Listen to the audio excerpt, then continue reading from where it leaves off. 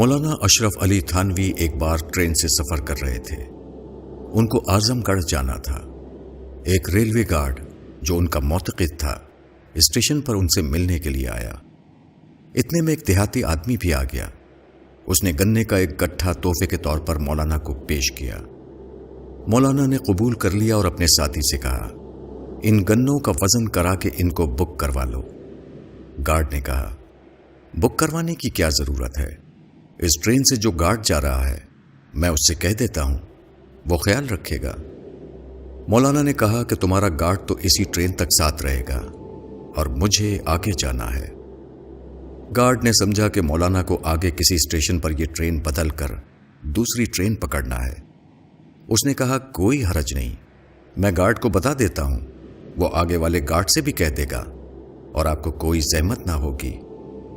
مولانا نے کہا کہ مجھے اس سے بھی آگے جانا ہے۔ گارڈ نے حیرت سے پوچھا، آخر آپ کہاں تک جائیں گے؟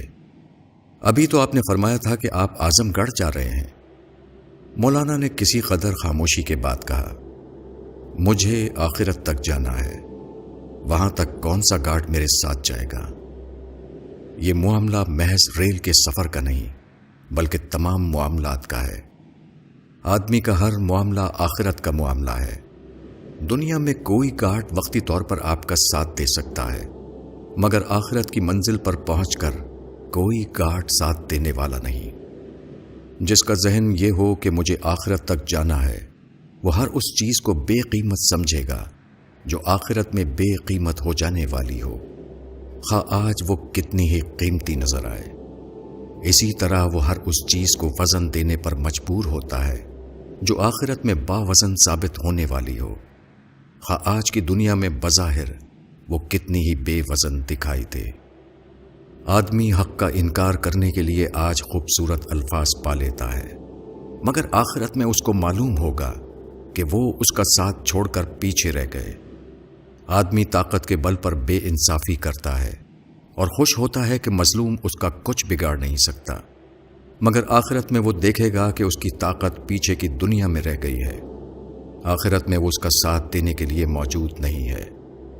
آدمی کے ساز و سامان اس کو دھوکہ دیتے ہیں اور وہ اپنے گھمنڈ کا مینار کھڑا کرتا ہے، مگر آخرت میں وہ پائے گا کہ اس کے وہ ساز و سامان اس سے بہت دور ہو چکے ہیں جن کے اوپر وہ گھمنڈ کیا کرتا تھا۔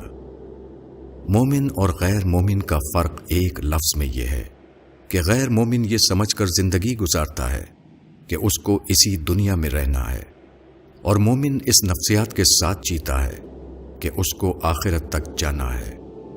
نفسیات کا یہ فرق دونوں کی زندگیوں میں اتنا زیادہ عملی فرق پیدا کر دیتا ہے کہ ایک جہنم کا مستحق ہو جاتا ہے اور دوسرا جنت کا۔ مولانا وحید الدین خان۔